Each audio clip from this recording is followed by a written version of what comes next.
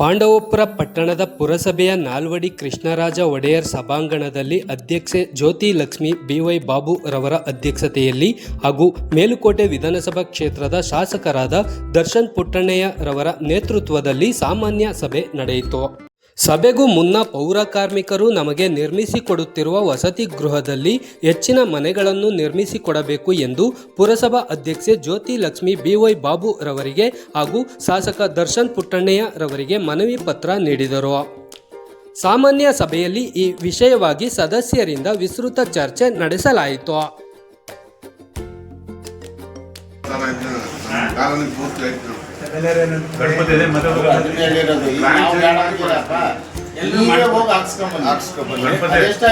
ಏನ್ ಮಾಡ್ಬೇಕು ಇಷ್ಟ ಚಳಿ ಬರ್ತದ ಅದಕ್ಕೆ ಇಂಜಿನಿಯರ್ ಪುರುಷೋತ್ತಮ ಅಣ್ಣವ್ರಿಗೆ ಹೇಳು ಅವ್ರು ಮಾಡಿ 12 ಕ್ವಾರ್ಟರ್ಸ್ ಕೊಟ್ಟವ್ರೆ. ಇವಾಗ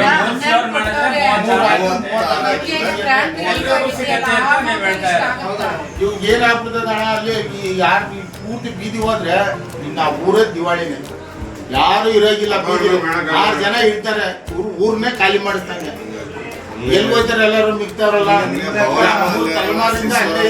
ಇದೇ ಸಂದರ್ಭದಲ್ಲಿ ಕೆಲವು ಪುರಸಭೆಯ ಸದಸ್ಯರುಗಳು ನಮ್ಮ ಅಹವಾಲುಗಳಿಗೆ ಅಧಿಕಾರಿಗಳಿಂದ ಕಿಂಚಿತ್ತೂ ಬೆಲೆ ಸಿಗುತ್ತಿಲ್ಲ ಎಂದು ಅಸಮಾಧಾನ ವ್ಯಕ್ತಪಡಿಸಿ ಸಭೆಯಿಂದ ಹೊರ ನಡೆದರು.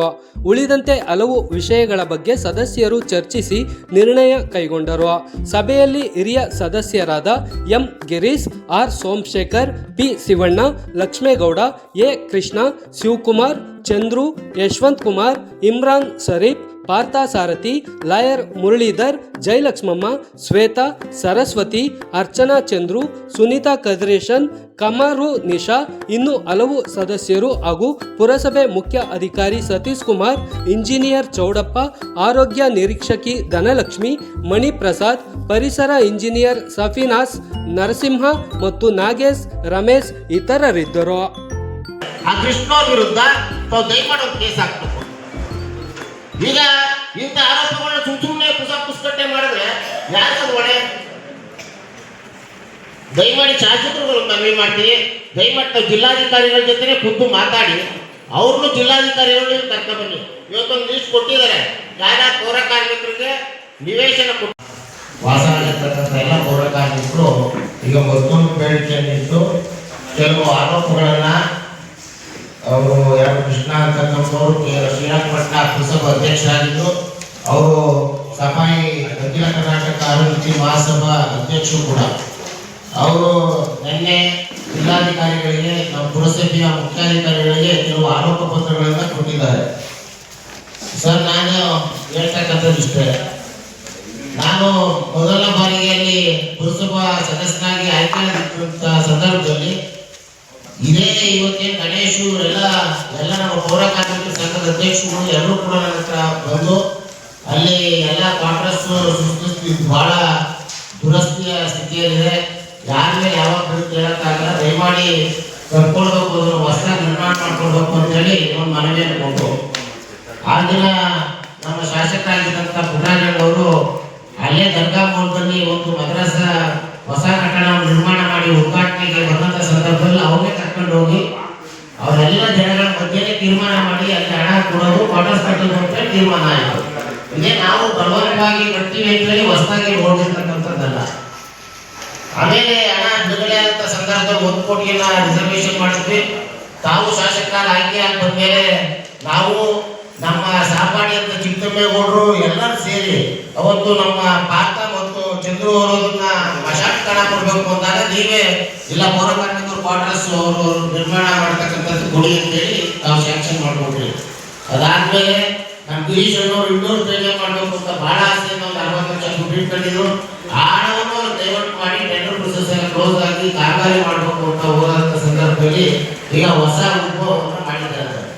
ಈಗ ಏನಾಗಿದೆ, ಪೌರ ಕಾರ್ಮಿಕರು ಅಂದ್ರೆ ಪೌರ ಕಾರ್ಮಿಕರು ಅಲ್ಲದೇ ಇರೋರು ಕೂಡ ಕೆಲವರಿಗೆ ಮನೆಗಳಿಲ್ಲ, ಅವರೇನು ಎಲ್ಲರೂ ಒಂದು ಬ್ಯಾಂಕ್ ಮಾಡಿ ಈಗ ಇದನ್ನ ಕಟ್ಬಿಟ್ರೆ ನಮ್ಗೆ ಯಾರಿಗೂ ಅವಕಾಶ ಆಗೋದಿಲ್ಲ ಅಂತೇಳಿ ನಮಗೆ ಹೆಚ್ಚಿಗೆ ಇರ್ತಕ್ಕಂಥ ತೀರ್ಮಾನಕ್ಕೆ ಅವರೆಲ್ಲ ತಮ್ಮನ್ನು ಒತ್ತಾಯ ಮಾಡ್ತಾ ಇದ್ದಾರೆ. ಆಮೇಲೆ ಒಂದು ಆರೋಪವನ್ನು ಕೂಡ ಮಾಡ್ಬಿಟ್ಟಿದ್ದಾರೆ. ಈಗ ಅದಕ್ಕೆ ನಾವು ಕ್ಲಾರಿಫಿಕೇಶನ್ ಕೊಡಲೇಬೇಕು. ಇವತ್ತು ಹಿಂದೆ ಯಾರೋ ಪ್ರೈವೇಟಿನ ಜಾಗ ಇದೆ, ಅವ್ರಿಗೆ 30 ಅಡಿ ರಸ್ತೆ ಮಾಡಿಕೊಟ್ಟು ಅವರಿಂದ 3 ಸೈಟ್ ತಗೊಳ್ಳಕ್ಕೆ ಯಾರು ಮಾಡಿದ್ದಾರೆ, ಒಂದು ಈ ಕೆಲಸ ಮಾಡ್ತಾ ಇದ್ದಾರೆ ಕ್ವಾರ್ಟರ್ಸ್ ಕಟ್ಟೋದಕ್ಕೆ ಹೇಳ್ತೀವಿ. ಈ ಕ್ವಾರ್ಟರ್ಸ್ಗೆ ಹಣ ಬಿಡುಗಡೆ ಆದರೆ ನೀವು ಶಾಸಕರಾಗಿರಲಿಲ್ಲ, ಈ ಟೆಂಡರ್ ಆದಾಗ ಚೀಫ್ ಆಫೀಸರ್ ಇರಲಿಲ್ಲ, ಇದ್ದವ್ರು ನಾನು ಒಬ್ಬನೇ. ಈಗ ಯಾರು ಆರೋಪ ಮಾಡ್ತಾ ಇದ್ದಾರೆ ಅನ್ನೋದನ್ನೇ ಅವರು ದಯಮಾಡಿ ಅರ್ಥ ಮಾಡ್ಕೋಬೇಕು. ಈ ಆರೋಪಕ್ಕೆ ಉತ್ತರ ಕೊಡಲೇಬೇಕು.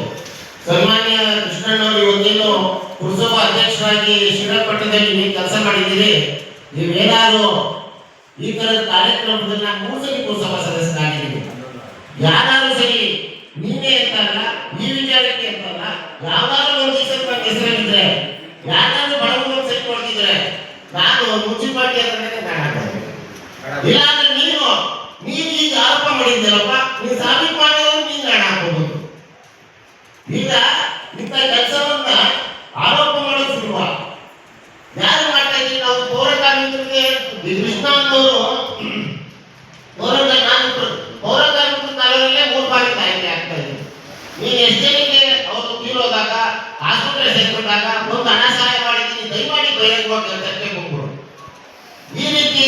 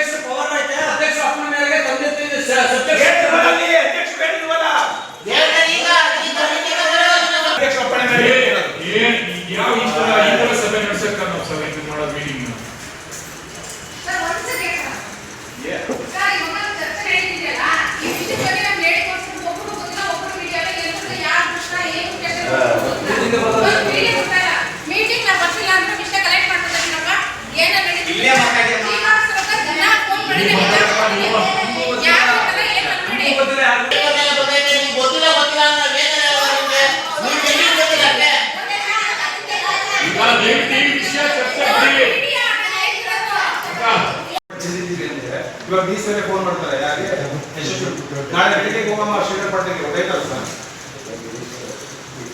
ಏನಂತ ಹೇಳಿದ್ರೆ ಲೆಟರ್ ಕೊಡಿ ಅಂತಾರೆ. ನಮ್ಗೆ ಯಾವುದೋ ಒಂದು ಇದು ಅಂದ್ರೆ ಆಲ್ರೆಡಿ ಸಬ್ಜೆಕ್ಟ್ ಅಲ್ಲಿ ಇವು ಮಾಡಿದ್ದು ಅವಾರ್ಡ್ ಅಂತ ಏನಿದೆ ಆಯ್ತಾ 23 ವಾರ್ಡ್ ಜನರು ಹಂಚಿ ಅಂತ ಅನ್ನೋದು ತುರ್ತು ಸಭೆಯಲ್ಲಿ ಬಂದಿದೆ. ನಾನು ಹೇಳಿದ್ರೆ ತುರ್ತು ಸಭೆ ಮಾಡೋಕ್ಕಿಂತ ಮುಂಚೆ ಕಾಲ ಸಾಮಾನ್ಯ ಸಭೆನ ಕರೆಯಲಾಗಿತ್ತು ಅಂತಂದಕ್ಕೆ ತುರ್ತು ಸಭೆ ಸಾಮಾನ್ಯ ಸಭೆ ಸಭೆ ತೆಗೆಯಿಲ್ಲ ಅಂತ ಕಾನೂನುಗಳು ನನಗೆ ಗೊತ್ತಿಲ್ಲ. ಅದು ಮಾತಾಡ್ತಾರೆ. ನಾವು ಹೇಳ್ತಾ ಇರೋದು ನಗರಭವನ ದುಡ್ಡು ಆ ರಸ್ತೆ ನನಗೆ ಇಲ್ಲಿ ಗಂಟ ನಮ್ಮ ತಂದೆನೂ ತಂದು ರಿಪ್ಲೇಸ್ಮೆಂಟ್ ಕೊಡಂತೆ, ನಾನು ಬದುಕೊಂಡು ತಗೊಂಡಂತೆ ಎಲ್ಲನೂ ತಗೊಂಡಂತೆ. ಯಾಕಂದ್ರೆ ನಾನೇ ಚರ್ಚೆ ಮಾಡ್ಬಿಟ್ಟು ಅದು ಸರಿ ನಾನು ಹೆಂಗಣ ಬಂತು ಅದು ಬೇಡ ಮೇಡಮ್ ಅವರೇ ಅಧ್ಯಕ್ಷ ರಿಪ್ಲೇಸ್ಮೆಂಟ್ ಒಂದು ಮಶಾಣಕ್ಕೆ ಒಂದು 2 ಬಲ್ಪ್ ಹಾಕಿಸ್ಬೇಕು. ನನ್ನ ಬೇಡ ಮಶಾಣಕ್ಕೆ ಹಾಕಕ್ಕಾಗಿಲ್ಲ ಅಂದ್ರೆ ಪುಸ್ತಕ ಒಳಗಡೆ ಹೋಗ್ಬಿಟ್ಟು ಏನಾರ ಮಾಡಿದ್ರು ಸದಸ್ಯರು. ಅದಕ್ಕೆ ನಾನು ನಾಲ್ಕು ಯಾಕಂದ್ರೆ ಏನಂದ್ರೆ ಉಡಾಪೆ ಇವತ್ತು ಮಾತು ಕೇಳ್ಕೊಂಡು ಇದು ಮಾಡಕ್ಕಾಗಲ್ಲ. ಯಾಕಂದ್ರೆ ನೀವು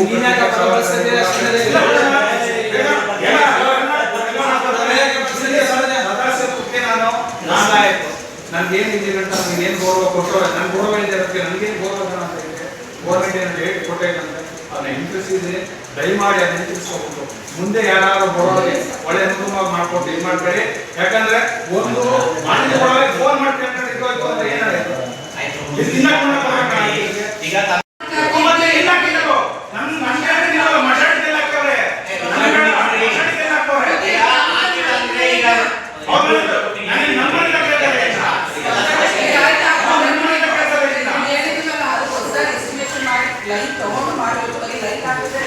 ಲೈಟ್ ಆನ್ ಆಗಲ್ಲ ಸರ್.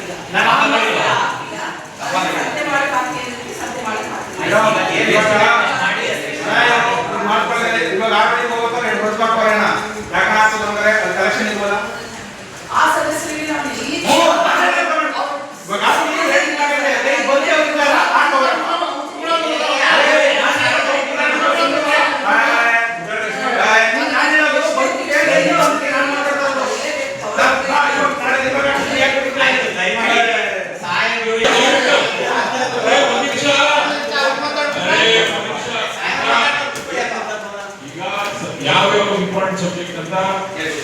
ಹಾಕೊಂಡಿದ್ದೀವಿ. ಅದನ್ನ ಮುಗಿಸಿದ ಮೇಲೆ ನಿಮ್ಗೆ ಏನಾಯ್ತು ಅದನ್ನ ನೀವು ಸರ್, ಆ ವಿಷಯ ಒಂದೇ ಈಗ ಆಯ್ತು, ನಾವೇನ್ ಆಸ್ತಿ ಕೊಟ್ಟಿದ್ದೀವಿ, ಆಸ್ತಿ ನಾವು ಸರ್ವೆ ಮಾಡಿಸ್ಕೊಳ್ಳೋಕೆ ಆಗಲ್ಲ ಅಂತಂದ್ರೆ ಏನ್ ಅರ್ಥ ಇದು? ನಾವೆಲ್ಲಿ ಹೋಗ್ತಾ ಇದೀವಿ? ನಾವ್ ಯಾಕೆ ಬಿಟ್ಟು ಹೋಗ್ತಾ ಇದೀವಿ ಸರ್? ಎಲ್ಲ ನಾವೇನೇನ್ ಆಸ್ತಿ ಬಿಡಿಸೋದು? ವಿಷಯಕ್ಕೆ ಸರ್ ಒಂದು ನಿಮಿಷ ಸರ್, ABC ಸರ್ವೆ ಆಗ್ತದೆ ಸಾಹೇಬರು ಹಿಂದೆ ನಾವು ಖರೀದಿ ಮಾಡಿದ್ವಲ್ಲ ಅದನ್ನು ಒಂದಷ್ಟು ಭೂಮಿ ಕಡಿಮೆ ಆಗಿದೆ. ಕಂಪ್ಯೂಟರ್ ಆಫೀಸ್ ಇದೆ, ರಾಜ್ಯಪಾಲರಿಗೆ 3 ಎಕರೆ 20 ಗುಂಟೆ ಇದೆ ನಮ್ದು ಅವಾಗದ್ದು. ಈಗ 3 ಎಕರೆ 7 ಗುಂಟೆ ಆಗಿದೆ. ಇನ್ನು ಉಳಿಕೆ ಜಮೀನು ಈಗ ಇವ್ರು ಸರ್ವೆ ಬಂದ್ರೆ ಏರಿಯಾ ಬರ್ತಾರೆ 3 ಎಕರೆ 7 ಗುಂಟೆಗೆ ಬರ್ತಾರೆ. ವಿತ್ ರೆಕಾರ್ಡ್ ಸರ್, ನಾನು ಹೇಳಿದ್ದು ಅಷ್ಟೇ. ನಮ್ಮಲ್ಲಿ ರೆಕಾರ್ಡ್ ಇದೆ. 1992 ತಾಲೂಕು ಆಡಳಿತ ಏನ್ ಅಕ್ವೈರ್ ಮಾಡ್ಕೊಂಡಿದೆ, ತಾಲೂಕು ಆಡಳಿತ ಭೂಸರ್ವೆಗೆ ಏನ್ ಕೊಟ್ಟಿದೆ, ಈ ಜಾಗನ ಸರ್ವೆ ಮಾಡ್ಸಕ್ಕೆ ಏನ್ ಕಷ್ಟ ಆಗ್ತಾ ಇರೋದು, ಯಾಕೆ ಕಡಿತಾರ ಯಾರನ್ನ ಸಮಸ್ಯೆ ಇದೆ ಸರ್ವೆ ಮಾಡ್ಸಕ್ಕೆ? ಅಲ್ಲ, ಉಪಾಧ್ಯಕ್ಷರು ಅದರಲ್ಲಿ ಸಬ್ಜೆಕ್ಟ್ ಇರುತ್ತೆ, ಅದನ್ನು ಹೇಳ್ಬಿಡ್ತೀನಿ. ಈಗಾಗಲೇ ಸರ್ವೆ ನಂಬರ್ ಎಷ್ಟಿತ್ತು?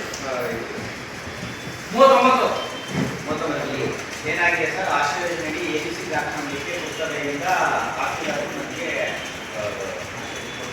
ಮಾಡಿದ್ದಾರೆ. ಇಮೇಲ್ ಬಗ್ಗೆ ಏನಾಯಿತು, ನನಗೆ ಕೊಟ್ಟಂಥ ಸಂದರ್ಭದಲ್ಲಿ 3 ಎಕರೆ ಅದರಲ್ಲಿ 15 ಎಕರೆ ಪ್ರಭಾರ ಮಾಡಿದ್ದಾರೆ.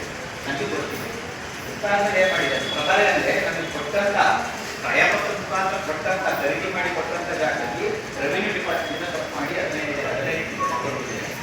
ಅದರಲ್ಲಿ ನಾವು ಆಲ್ರೆಡಿ ಅದು ಕೊಡೋಕ್ಕಿಂತ ಮುಂಚೆನೇ ನಾವೇನು ಮಾಡಿದ್ವಿ, 60 ಯೋಜನೆಗೆ ಆ ಜಾಗದಲ್ಲಿ ಕೊಟ್ಟಿದ್ದು. ಅದು ಈಗ 2 ನಿಮಿಷ ನಾನು ಹೇಳ್ಬಿಡ್ತೀನಿ. ಅಶೋಕ್ ನಾವು ಸಬ್ಜೆಕ್ಟ್ ಬಂದಾಗ ಮಾತಾಡೋಣ. ನಾನು 5 ನಿಮಿಷ ಕೊಟ್ಟಿದ್ದೆ, 5 ನಿಮಿಷ ಮುಗಿಸ್ಕೊಂಡು ಅಲ್ಲಲ್ಲ ಅಷ್ಟೇ. ನಾನು ಮಾತಾಡೋಣ, 5 ನಿಮಿಷ ಮಾತಾಡಬೇಕು. ನಾನು ಓವರ್ ಆಲ್ ಸರ್ವೆ ಮಾಡ್ಸಕ್ಕೆ ಏನ್ ಕೊಟ್ಟಿದೆ, ಕಾನೂನಿನ ಕೊಟ್ಟು ಏನು ನಾನು ಹೇಳಿದೆ ಸಾಹೇಬರು. ಇಲ್ಲ ಸಾಹೇಬ್ರ ಮೇಲೆ ಈ ವಿಚಾರದಲ್ಲಿ ಸಾಹೇಬ್ರ ಮೇಲೆ ನೀವು ಹೇಳಕ್ಕೆ ಬರ್ತೀವಿ. ಸಾಹೇಬ್ರ ಮೇಲೆ ಸರ್ವೆ ಮಾಡಿಸ್ಕೊಳ್ಳೋದಿಲ್ಲ ಸರ್. ಯಾವಾಗ ಹೇಳಿದ್ರೆ ಸರ್ ಸರ್ವೆ ಮಾಡಿಸ್ಬೇಡಿ ಅಂತ? ಎಷ್ಟು ಸಲ ಹೇಳಿದ್ರೆ? ನಾನು ಅವ್ರನ್ನ ರಿಕ್ವೆಸ್ಟ್ ಮಾಡ್ಕೊಂಡಿದ್ದೀನಿ. ಈ ಸಾಹೇಬರು 2-3 ಬಾರಿ ನಾನು ಕೇಳ್ಬಿಟ್ಟಿದ್ದೀನಿ, ಅವರು ಹೇಳಿದ್ದಾರೆ. ತುಂಬಾ ತೊಂದರೆ ಆಗ್ತಾ ಇದೆ. ಅದಕ್ಕೆ ನಾನು ಅವ್ರಿಗೆ ಕೇಳಿದೆ, ನಮ್ಮ ಸಾಹೇಬರು ಟ್ರಾನ್ಸ್ಫರಿಂಗ್ ಹಾಕಿದ್ರೆ ತುಂಬಾ ಅನುಕೂಲ ಆಗುತ್ತೆ. ಇಲ್ಲ ಅಂದ್ರೆ ಅನಾಹುತಗಳಾದ್ರೆ ಎಲ್ಲರೂ ಕೂಡ ಒಳಗಾಗಬೇಕಾಗುತ್ತೆ. ಅವ್ರ ಶಾಪ ನನ್ನ ಮೇಲೆ ಬೀಳುತ್ತೆ ಅಂತ ನಾನು ಅವತ್ತಿನ ಕೇಳ್ತಾ ಇದ್ದೀನಿ. ಅದನ್ನ ಮಾನ್ಯ ಶಾಸಕರು ಕೂಡ ಅದಕ್ಕೆ ಸಕಾರಾತ್ಮಕ ಸ್ಪಂದಿಸಿ ನನಗೆ ಅವ್ರು ಹೇಳೋ ಡೈರೆಕ್ಷನ್ ಕೊಟ್ಟರು. ನಾನು ಹೊನ್ನಾಜಿರಾವ್ ಅವರಿಗೆ 2-3 ಸಲ ಫೋನ್ ಮಾಡಿಬಿಟ್ಟು ಅವ್ರು ಬರಲಿಲ್ಲ. ಈಗ ಒಂದು ಸಭೆಗೆ ನಾವು ಒಬ್ಬ ಬೇರೆ ಇಲಾಖೆ ಒಬ್ಬ ಇಂಜಿನಿಯರ್ ಕರೆಸಿ ಸಭೆಯಲ್ಲಿ ತೀರ್ಮಾನ ಮಾಡಿ ನಮ್ಮ ಫೋನ್ ಲೈನ್ ಲಿಮಿಟ್ ಒಳಗೆ ಹೋಗುತ್ತೆ ಕ್ಲಿಯರ್ ಮಾಡಿ ಮಾಡೋ ಹೋದ್ರೆ ಏನು ಅಂತ ಅರ್ಥ?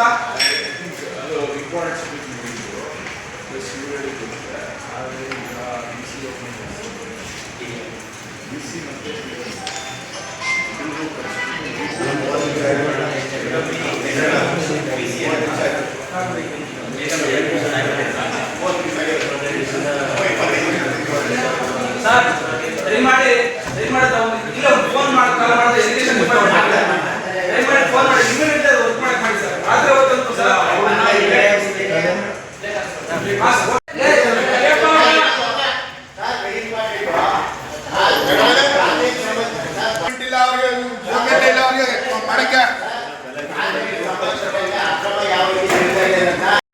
ಮೊದಲನೇ ವಿಷಯ ನಮ್ಮ ದೇವರಾಜರು ಜವರೇಗೌಡರು ಮನೆ ಇರೋದು. 2ನೇ ವಿಷಯ ನಿಮ್ಗೆಲ್ಲರೂ ಗೊತ್ತಿದೆ ಪೆಟ್ರೋಲ್ ಚಾಮಪ್ಪಂದು ಏನ್ ಸರ್ ಇದು ಅನ್ಯಾಯ? ಇದು ನನ್ನೊಂದೇ ಪ್ರಶ್ನೆ. ಇದರಲ್ಲಿ ನನ್ನ ವಿಷಯ ಇಲ್ಲ ಸರ್. ಇದರಲ್ಲಿ ಖಾತೆಗೆ ಸಂಬಂಧಪಟ್ಟಂತ ಸಂಬಂಧಪಟ್ಟಿದ್ದಿಲ್ಲ. ಖಾತೆಗೆ ಸಂಬಂಧಪಟ್ಟಂತ ಸೆಕ್ಷನ್ ಏನಿದೆ ಅದು ಕದ್ರಿ ಬೆಂಚ ನನಗೆ ಮಾತಾಡೋದೇನಿಲ್ಲ. ಅವ್ರಿಗೆ ಏನ್ ಮಾತಾಡ್ತಾರೆ ಸರ್? MLA ಸಾಹೇಬ್ರೆ ತಮ್ಮ ಕೊಡೋದು ತಾವು ಸ್ಟ್ರಿಕ್ಟ್ ಆಗಿದ್ದ ಮೇಲೆ ನಾವು ಇನ್ನೊಂದು ಕೆಲವೇ ದಿವಸ ಇರ್ಬೋದು ಹೋಗ್ಬೋದು. ಇನ್ನೂ ತಾವು 2-3 ವರ್ಷ ಶಾಸಕರಾಗಿರ್ತೀವಿ, ಆಮೇಲೆ ಇರ್ತೀರಿ, ಬೇರೆ ವಿಷಯ. ಹಂಗಾಗಿ ನಾವು ದಯಮಾಡಿ ಮೇಲೆ ಸೀರಿಯಸ್ ಆಗಿ ಮೇಲೆ ಕ್ರಮ ತಗೋಬೇಕು ಸರ್. ದಯಮಾಡಿ ತಮ್ಮ ಗಮನದಲ್ಲಿರೋದು MLA ಸಾಹೇಬ್ರಿಗೆ ಬಹಳ ವಿಷಯಕ್ಕೆ ಕರ್ನಾಟಕ ರಾಜ್ಯದ ಗಮನ ಸೆಳೆದಿದ್ದಾರೆ.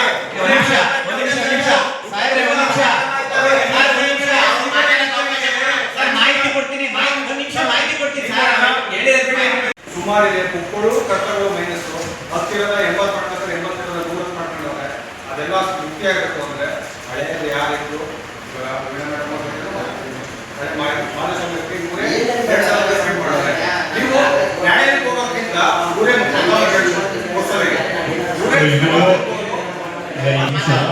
ಪ್ಲೀಸ್ ಸರ್ ಇಲ್ಲಿ ಏನು ಇಶ್ಯೂಸ್ ಆಗಿತ್ತು ಇದ್ರ ಬಗ್ಗೆ ಎಲ್ಲ ಗಮನಕ್ಕೆ ತಂದಿದ್ದೀವಿ ಮುಂಚೆನೂ ಅದನ್ನೆಲ್ಲ ಸರ್ಕಾರದ ಮಟ್ಟದಲ್ಲಿ ಮೂವ್ ಮಾಡಿಸಿದ್ದೀವಿ. ಕೆಲವೇ ದಿನಗಳಲ್ಲಿ ಎಲ್ಲರೂ ಬರ್ತಾರೆ. ಲಾಸ್ಟ್ ವೀಕ್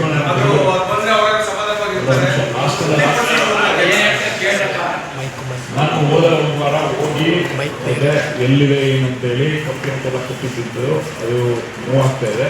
ಇಮಿಡಿಯೇಟ್ ಆಗಿ ಕಸ್ಬಾ ಸೊಸೈಟಿಯಲ್ಲಿ ಯಾವ ಥರ ಮಾಡ್ತಿದ್ದಾರೆ ಅದೇ ಥರ ಇಶ್ಯೂ ಕೊಟ್ಟು ತನಿಖೆಯನ್ನು ಮಾಡಿಸಿ ಎಲ್ಲರೂ ಕಳಿಸಿ ಏನಾಗಿದೆ ಅಂತ ಇಶ್ಯೂ ನೀವು ಹೇಳ್ದಂಗೆ ಈ ಇಶ್ಯೂ ಫೇಸ್ ಮಾಡಿದ್ರೆ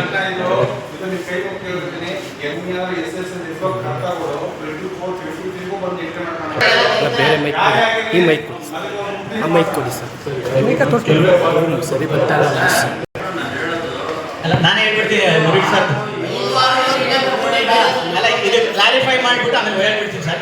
ಈಗಾಗಲೇ ಖಾತೆ ಶಿಕ್ಷಣಕ್ಕೆ ಸಂಬಂಧಪಟ್ಟಂಗೆ ತಾವು ಗಂಭೀರ ಆಪಾದನೆ ಮಾಡಿದ್ರಿ. ಈಗ ನಾವು ಬಂದು 1 ವರ್ಷ ಆಯ್ತಾ ಬಂದು ಕರ್ನಾಟಕ ಮುನ್ಸಿಪಾಲಿಟಿ ಆ್ಯಕ್ಟ್ 1964 ಸೆಕ್ಷನ್ 1111 ಏನು ಹೇಳ್ತಾನೆ ಅಂದರೆ, ಯಾರು ಮೃತರಾಗಿರ್ತಾರೆ ಅವರಿಗೆ ನೋಟಿಸನ್ನು ಜಾರಿ ಮಾಡಿ ಅಬ್ಜೆಕ್ಷನ್ನ ಫೈಲ್ ಮಾಡಿ ಅವರಿಂದ ಯಾವುದೇ ಅಬ್ಜೆಕ್ಷನ್ ಮಾಡದೇ ಇದ್ದ ಸಂದರ್ಭದಲ್ಲಿ ಅದರ ಖಾತೆನ 112 ಪ್ರಕಾರ ರಿಜಿಸ್ಟ್ರಲ್ಲಿ ಎಂಟ್ರಿ ಮಾಡಿ ಅಂತ ಹೇಳ್ತಾರೆ. ಇಲ್ಲಿ ಏನು ಹಿಂದೆ ಏನಾಗಿದೆ, ನೀವು ಯಾವುದಾದ್ರೂ ಅಂಥ ಕೇಸ್ಗಳನ್ನ ನಮ್ಗೆ ಕೊಟ್ಟರೆ ನಾವು ಪರಿಶೀಲನೆ ಮಾಡಿ ಅವರಿಗೆ ಏನು ಕಾನೂನಾತ್ಮಕವಾಗಿ ಕೊಡಬೇಕು ಅದನ್ನು ಕೊಡ್ತೇವೆ.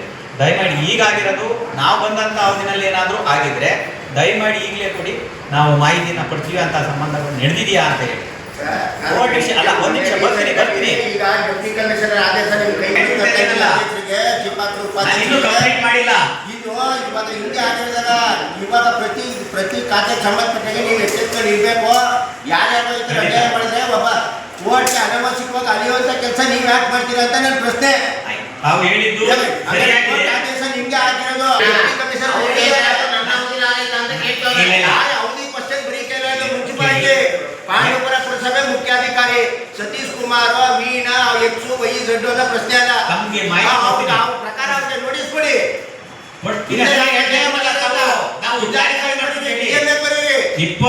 ಸದಸ್ಯರು ಮತ್ತೆ 5 ಜನ ನಾವಿರೋ ಪ್ರಶ್ನೆ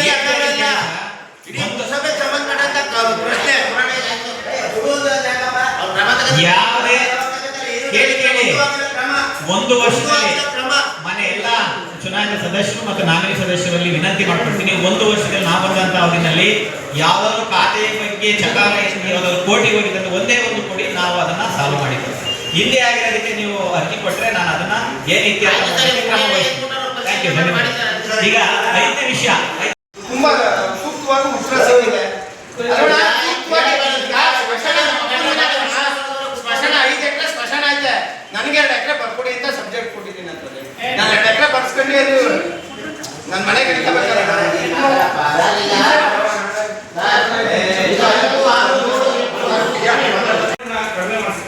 ಏನು ಅಮೌಂಟ್ ಕೊಡ್ತಾರೆ ಆ ಅಮೌಂಟ್ ಸಂಪೂರ್ಣ ಅಭಿವೃದ್ಧಿಗೆ ಪೂರಕವಾಗಿ ಇರಲಿ ಸರ್. ಇವೆಲ್ಲ ಕೊಟ್ಬಿಟ್ಟು ಕಿತ್ತೋಗ್ತಾರೆ, ತುಂಬಾ ಅನ್ಯಾಯ ಸರ್ ಇದೆಲ್ಲ. ದಯಮಾಡಿ ಮುಂದಿನ ಪೀಳಿಗೆಗೆ ಅಂತ ಹೇಳ್ತೀವಿ, ನಾವೇನೇ ಮಾಡಿದ್ರು ಕೂಡ ಮುಂದೆ ಪೀಳಿಗೆಗೆ ಅದು ಪ್ರಾಮಾಣಿಕವಾಗಿ 50% ಆಗ್ಬೇಕದು. ನಾನು ಮಾನ್ಯ ಶಾಸಕರು ಕೇಳ್ತಿದ್ದೀನಿ, ಮುಂದೆ ಸೆಷನ್ ನಡಿಬೇಕಾದ್ರೆ ಸರ್ ದಯಮಾಡಿ ಇದನ್ನ ಚರ್ಚೆ ಮಾಡಬೇಕು ಸರ್. ಗಂಭೀರವಾದ ವಿಚಾರ ಚರ್ಚೆ ಮಾಡಿ ಆ ಪ್ರತಿ ಮೈಸೂರು ಅಮೌಂಟ್ ಕೊಡುವಂಥದ್ದನ್ನ ಪುಸ್ತಕ ವ್ಯಾಪ್ತಿಗೆ ಅಲ್ಲಿಗೆ ಕ್ಲೋಸ್ ಮಾಡಕ್ಕೆ ಮತ್ತೆ ಸರ್ಕಾರ ಇಂಕೋಟಿ ಬೇಡ ಸರ್. ದಯಮಾಡಿ ಚರ್ಚೆ ಮಾಡಿ ಸರ್. ನಮಗೆ ಈಗ ಅಲ್ಲಿ ನಾವು ಕಾಲೋನಿ ನಮ್ಮ ದೇವಸ್ಥಾನ ಎಲ್ಲ ಇದೆ, ನಮ್ಗೆ ಅಲ್ಲೇ ಬೇಕು ಜಾಗ. ಅದಕ್ಕೆ 6 ಕ್ವಾರ್ಟರ್ಸ್ ಕಟ್ಟೋದ್ರಿಂದ ನಮ್ಗೆ ಹಿಂಸೆ ಆಗುತ್ತೆ. ನಾವು ಕುಳ ಎಲ್ಲ ಆಚೆ ಹೋಗಿ ಬೇರೆ ದೇವಸ್ಥಾನದ ಹಬ್ಬ ದಿನ ಮಾಡೋಕ್ಕಾಗಲ್ಲ. ನಮ್ಗೆ ಅದ್ರ ಬದಲು ಇದು 36 ಕ್ವಾರ್ಟರ್ಸ್ ಕಟ್ಕೊಟ್ಟು ಎಲ್ಲ ನಾವು ಅಲ್ಲೇ ಇರೋ ಥರ ಮಾಡ್ಕೊಡ್ತೀವಿ. ಈಗ ನಿಮಗೆ 6 ಮನೆ ಕಟ್ಕೊಡ್ತೀನಿ ಅಂತ ಹೇಳ್ತಾ ಇದ್ದಾರಾ? ಈಗ ನೀವೆಲ್ಲ ಕುಟುಂಬದವರು ಅಲ್ಲೇ ಇರಬೇಕು ಅಂತ ಬೇಡಿಕೆ ಇಡ್ತಾ ಇದ್ದಾರೆ. ನಾವು ಈಗ 3-4ನೇ ತಲೆಮಾರಿಂದ ಇದ್ದೀವಿ, ಆಗಿನಿಂದ ಇದ್ಬಿಟ್ಟು ಈಗ ಬೇರೆ ಕಡೆ ಹೋಗಿ ಅಂದರೆ ಹೆಂಗೆ ಸರ್? ನಮ್ಮ ದೇವಸ್ಥಾನ ಎಲ್ಲ ಇದೆ, ನಮ್ಮ ನೇಮ್ ಬೀದಿ ಅಡ್ರೆಸ್ ಎಲ್ಲ ಇದೆ, ಅದು ಹೆಂಗೆ ಸರ್ ಬಿಟ್ಟು ಹೋಗೋಕ್ಕಾಗುತ್ತೆ?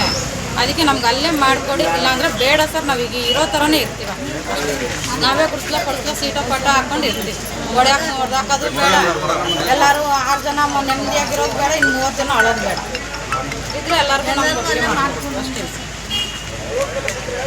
ಈಗ ನಮ್ಮಲ್ಲಿ 1-2 ಕೋಟಿ ಸ್ಯಾಂಕ್ಷನ್ ಆಗಿದೆ. ಪೌರ ಕಾರ್ಮಿಕರ ಕಾಲೋನಿಯಲ್ಲಿ ಸುಮಾರು 3 ತಲೆಮಾರುಗಳಿಂದಲೂ ಅಲ್ಲಿ ವಾಸಿಸ್ತಾ ಇರುವಂಥ ಪೌರ ಕಾರ್ಮಿಕರು ಇದ್ದಾರೆ. ಹಾಗಾಗಿ ಇವ್ರೇನು ಮಾಡ್ತಾವ್ರೆ ಅಂದರೆ 6 ಕ್ವಾರ್ಟರ್ಸ್ ಮಾತ್ರ ಸೀಮಿತ ಮಾಡ್ತಾವ್ರೆ. ಅಲ್ಲಿ ಇರುವಂಥವ್ರೆಲ್ಲರಿಗೂ ಬೀದಿ ಪಾಲಾಗ್ತಾರೆ. ಹಾಗಾದರೆ ಏನಾಗ್ತದೆ ಅಂದರೆ ಊರನ್ನ ಖಾಲಿ ಮಾಡ್ದಂಗೆ. ಹಾಗಾಗಿ ನಾವು ಏನು ಹೇಳ್ತಾ ಇದ್ದೀವಿ ಅಂದರೆ ಅಲ್ಲಿ ಯಾರು ವಾಸ ಇದ್ದರು 36 ಫ್ಯಾಮಿಲಿಗಳಿಗೆ 36 ಕ್ವಾರ್ಟರ್ಸ್ನ ಕಟ್ಕೊಡಿ ಅಂತ ನಾವು ಒಂದು ಬೇಡ್ಕೊತಾ ಇದ್ದೀವಿ. ಮಾಡಿ ಬರೀ 6 ಕ್ವಾರ್ಟರ್ಸ್ಗಳು ಮಾತ್ರ ಮಾಡ್ತಾರೆ. ಇನ್ನು ಬಾಕಿಯವರು ಬೇರೆ ಕಡೆ ಹೋಗಿ ಬೇರೆ ಕಡೆ ಕಟ್ಟೋ ಗಂಟೆ ಇರಿ ಅಂತಾರೆ. ಇನ್ನು ಮುಂದಿನ ದಿನಗಳಲ್ಲಿ ಯಾವಾಗ ಅದು ಅನುದಾನ ಬರುತ್ತೆ ಆಗ ಕಟ್ತಾರೆ ಅಷ್ಟೇ. ಈ ಅನುದಾನ ಬರೋ ಗಂಟ ನೀವು ಪೌರ ಕಾರ್ಮಿಕರು ಬೀದಿ ಪಾಲಾಗ್ತಾರೆ ಅಷ್ಟೇ. ಹಾಗಾಗಿ ನಮ್ಗೆಲ್ಲರಿಗೂ ಒಟ್ಟಿಗೆ ಸೇರಿಸಿ ಕಟ್ಕೊಡ್ಲಿ ಅನ್ನೋದು ನಮ್ಗೆ. ನೀವು ಎಷ್ಟು ಜನ ಇದ್ದೀರಾ ಅಷ್ಟು ಜನಕ್ಕೂ ಮನೆ ವ್ಯವಸ್ಥೆ ಮಾಡಿಕೊಡಿ ಅಂತ ಕೇಳ್ತಾ ಇದ್ದೀರಾ? ಎಲ್ಲ ಒಟ್ಟಿಗೆ ಕಟ್ಕೊಡಿ. ಈಗ ಯಾರ ಗಮನಕ್ಕೆ ತಂದಿದ್ದೀರಾ ಅದನ್ನ? ನಾವು ಮುಖ್ಯಾಧಿಕಾರಿಗಳ ಗಮನಕ್ಕೆ ತಂದಿದ್ದೀವಿ, ಅಧ್ಯಕ್ಷರ ಗಮನಕ್ಕೂ ತಂದಿದ್ದೀವಿ, ಶಾಸಕರ ಗಮನಕ್ಕೂ ತಂದಿದ್ದೀವಿ. ಏನು ಹೇಳಿದ್ರು? ಎಲ್ಲ ಮಾಡ್ತೀವಿ ಮಾತಾಡ್ತೀವಿ ಅಂತ ಹೇಳೋದು. ಮೀಟಿಂಗಲ್ಲಿ ಮಾತಾಡಿದ್ವಿ ಅಂತ ಹೇಳಿ. ನಿಮ್ಮ ಬೇಡಿಕೆ ಕಟ್ಟಿದ್ರೆ ಎಲ್ಲರಿಗೂ ಮನೆ ಕೊಡಿ, ಇಲ್ಲ ಅಂದ್ರೆ ಈಗ ಹೇಗಿದ್ದೀವಿ ಹಂಗೆ ಹಾಗೆ ಬಿಟ್ಬಿಡಿ. ನಮ್ಮಂತೆ